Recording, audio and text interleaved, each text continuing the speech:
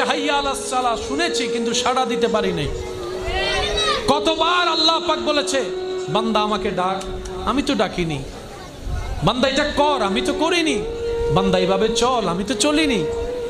এইরকম হাজারটা আদেশ অমান্য করার পরও যেই রব দয়া বন্ধ করে নেই, রিজিক বন্ধ করে নেই, রহমত বন্ধ করে নেই, তিনি আমাদের রহমানুর রহিম। সুবহানাল্লাহ।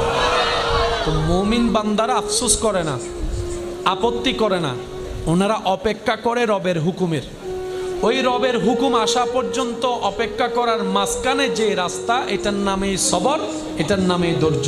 বলেন না সুবহানাল্লাহ। ওনারা সবরের রাস্তা দিয়ে যায়, শুকরের মাধ্যমে নিয়ামত নিয়ে আসে।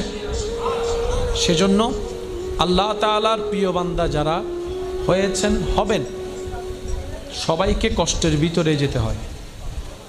এটাই বিধান, এটাই নিয়ম। এখান থেকে